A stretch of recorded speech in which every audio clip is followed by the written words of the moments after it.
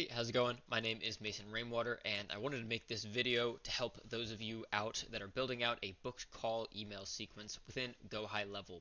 So this workflow email sequence that we have set up is going to be somebody that has booked an appointment already. We've turned them in from a lead to somebody that is a little bit more interested in talking with you, figuring out if you're the right solution for their problems. And we're going to take them and put a couple emails, texts out in front of them so that we can increase the show rate on the appointments themselves. And we're not just throwing away ad dollars at leads and not getting people actually on the call. So this will help tremendously. If you're on this video, you obviously already know that. But I'm going to walk you through the full stop to start process on how to set that up, as well as I'm going to give you the full document of what exactly we're using in this sequence, so you can just copy and paste it, and it makes life really easy for you. We built this out so that you don't have to do that. So this is a client that we are currently setting up a couple of workflows for. We recently onboarded them, and we're in GoHighLevel right now, and we are in the automations tab. I do have the tabs on the side blocked out for right now, but we're in the automations tab. It's just on the left hand bar, and we are going to create a new workflow. So I'm going to again show you how to do this from start to stop. So we're going to click on new workflow, and we're going to start from scratch here. It's going to take just a moment to load, and while that is going, we want to figure out what our trigger is going to be. Now, for the trigger, we've already set up a pipeline, so we're going to have two types of triggers. We're having a sales staff call leads that are coming in. If a lead is moved into the booked call sequence of the sales pipeline, that is going to be part of the trigger. Also, if somebody is going to if somebody booked a appointment, then that is also going to trigger booked customer booked appointment. And we are going to add filter to make sure that when they have when they have booked an appointment in one of our specific calendars, that is going to be what triggers this event. You can do it based on all calendars, but we're just going to set it up for this specific calendar. Again, as I previously mentioned, based on a pipeline change, we are going to do it based on our sales pipeline in our tax prep pipeline, and we are going to make sure that it is when they have booked. Let's see, pipeline stage, and they show up in the booked appointment. So we're going to save that as the trigger, and that's what we currently have as the trigger for this sequence. You can do it in a bunch of different ways based on if you apply a tag to a contact. You can do it based on that field, and we're just going to name this really quick. We're going to do demo booked call sequence. I'm going to delete this later, so we're just going to name it that.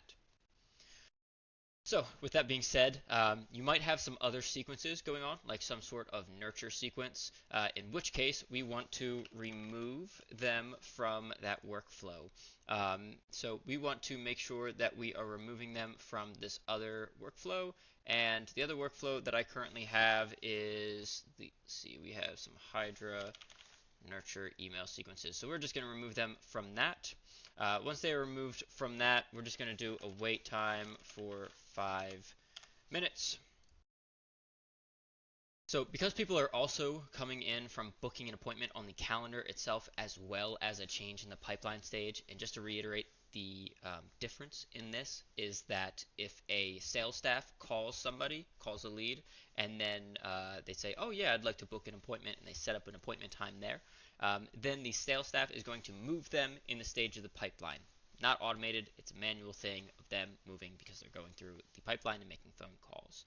So because that is part of the process, but when a customer books a call, it's not part of the process. So we are going to update an opportunity, and we are going to update it in the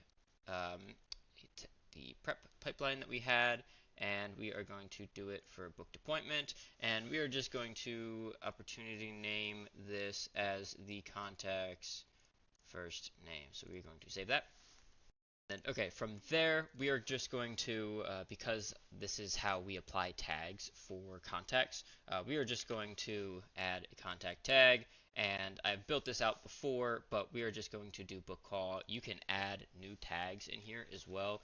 So say I have it named book call. Say we just want to name it book, add a new tag there. So it's super simple.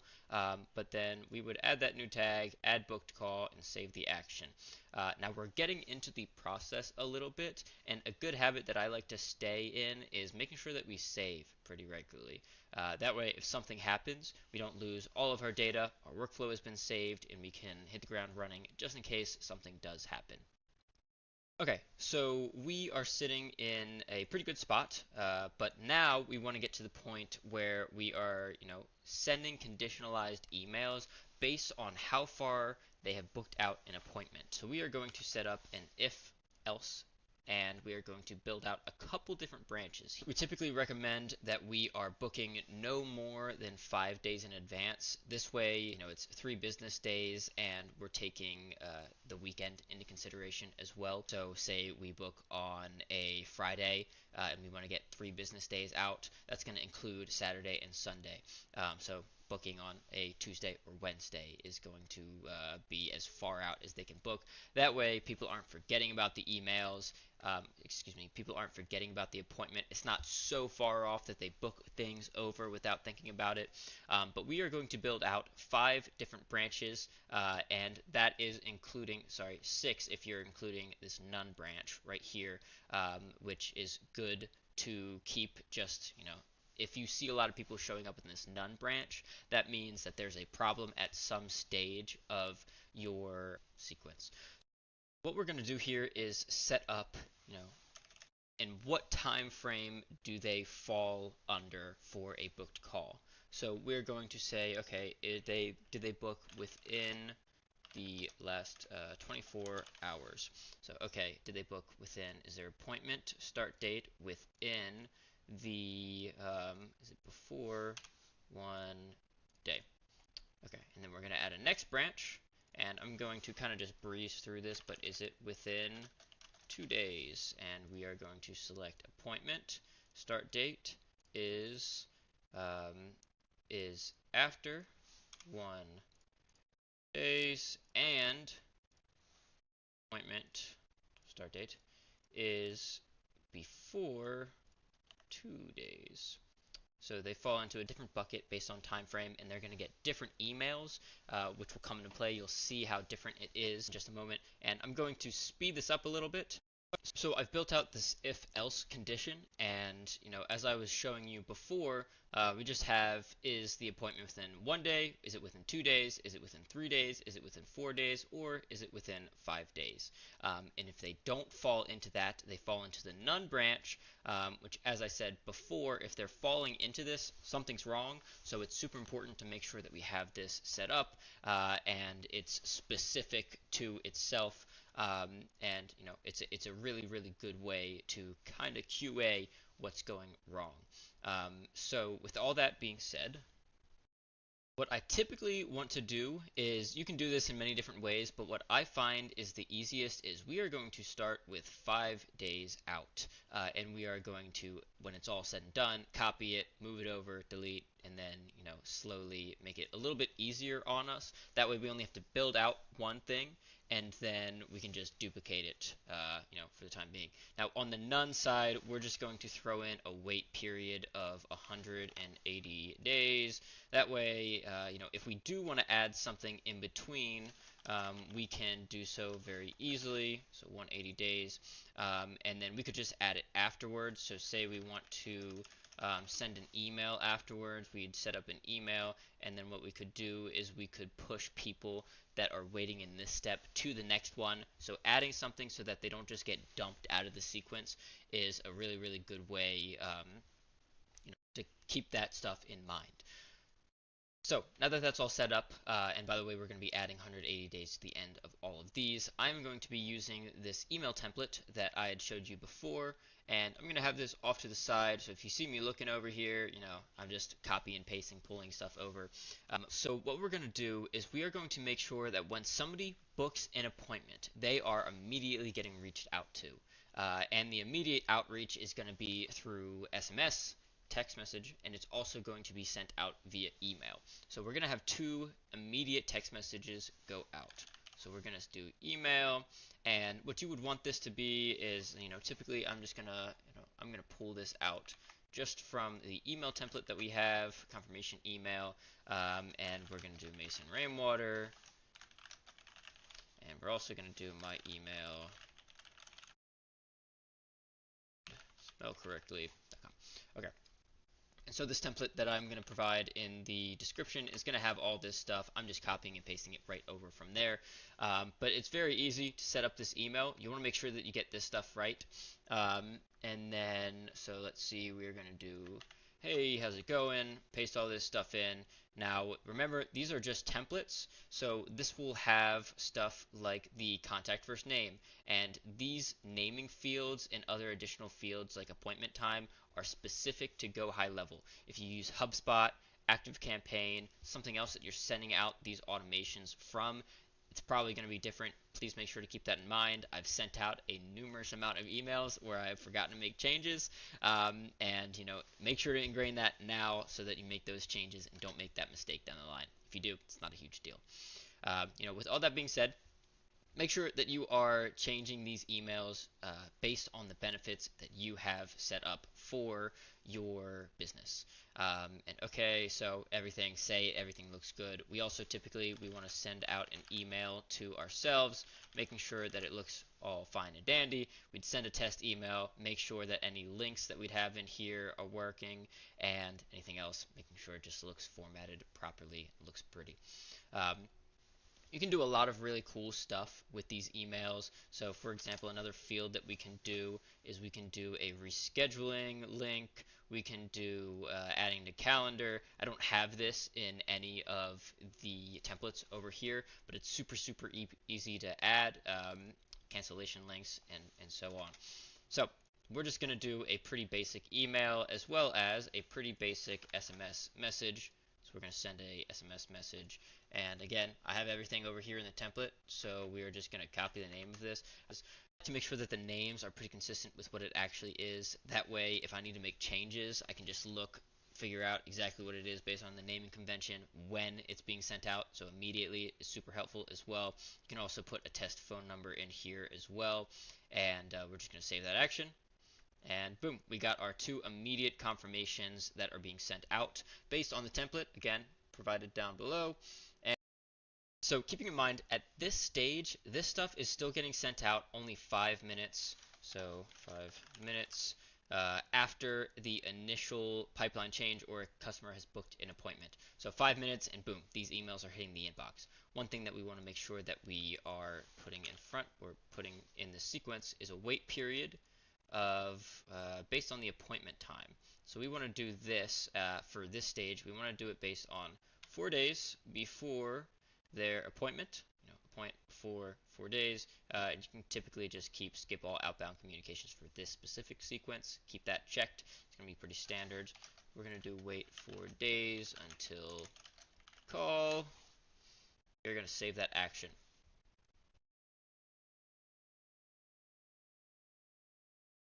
Now that that action is saved, we are going to do the email. So we're going to send out another email, and we're going to do all the cool fancy stuff that we had shown before. I'm just going to kind of breeze through this. We're going to do confirmation email, wait 4 days, 4-day email, and so forth. I'll show you what it looks like at the very end, and then I'll show you what we're going to do from there once it's all built out with the template that we have.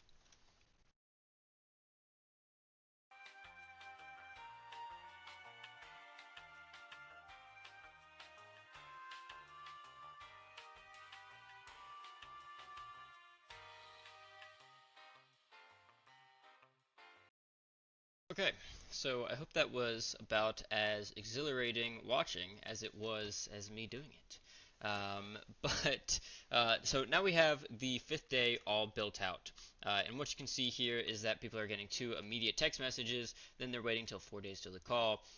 They get an email 3 days, email 2 days, email 24 hours before, email and a text message, waiting an hour before, a email and a text message, and then they are presumably hopping on the call. Now, what you could do here is based on whether they show up at the call or not. You can do that based on a pipeline, a bunch of other different ways to track that. You'd set up another different sequence. We're not going to hop into that. We'll do that in a different video. But that being said, the email sequence is pretty all said and done at a mid-stage level for that. What we're going to do is now we want to make sure that this is correct for each stage of the email sequence. So I'm going to zoom in to make sure that this is showing a little bit better. But we are going to copy from this step forward, and we're going to drop it in here. So, okay, what needs to go? Because this is now 3 days out, we are going to delete this action, which is wait for 4 days, and we're going to delete the 4-day email. Apologize, this is being a little tweaky right now. But you can see now it's a little bit shorter because we deleted that, and so forth. We're going to just copy the actions, delete the 3rd day,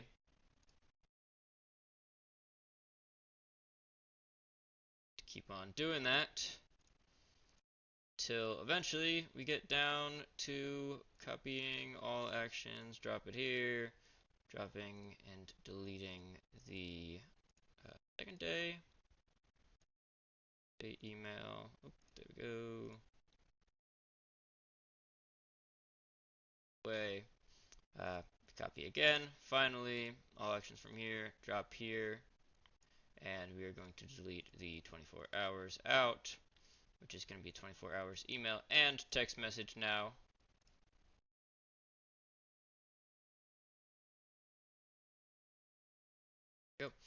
So this would be the same day. They're getting an immediate confirmation email, and then they're getting a email for 1 hour out. By the way, with the calendars that we typically set up, we want to make sure that they can book only 3 hours from now. So say it's 5 o'clock right now, they can only book out to 8 o'clock. At the earliest. So an hour is going to be perfectly fine. That's how we basically have this all set up. And notice, again, there's 180 days wait period at the end of each single one of these sequences so that they can just get thrown into a bucket, and if we want to do something afterwards, we can. So, with all that being said, this is about what you need for an email sequence, at least at a base level. And you can do a lot of really cool stuff, like I had previously mentioned, and it's a lot of fun to mess around with, seeing what might improve the show rate for some of these calls. But this will get you pretty far. I think that this will be really good, depending on if you're really appointment oriented. You should be able to watch your show rate skyrocket if you don't have something like this already implemented, or if you just have one email an hour before the call, or a day before a call, or 10 minutes before the call. Something built out and a little bit more complex like this will definitely increase that show rate from what we've seen. Now, with that being said, one thing that I do want to remind you of is because there are so many different stages, the only downside of having an if-else setup like this, and there's 5 different stages, and they're all basically the same, like the confirmation emails are the same, different emails are the same in here. If you wanted to make an change to the email here, you would have to make changes to all of the emails across all the different stages. So don't forget that. It is super, super important when you're making changes and testing out some different things. So that is something to keep in mind. So this is a really good book call email sequence. Take inspiration from this and make sure to utilize it in some of your other sequences. And that's about it. My name is Mason Rainwater, owner and founder of Rainwater Marketing, and we help business owners bring in qualified booked appointments and help their show rates skyrocket, appointments skyrocket, more leads in the door, and we do so using workflows, we do so using Facebook ads, Google ads, and a bunch of really cool stuff, VSL funnels, and so this is only one piece of the puzzle. If you're interested in learning more and following along with the process on how to add more dollars to your business, feel free to subscribe, like, and comment what we should make a video on next. So I hope you guys have a fantastic day. I hope this makes you more money, and take care.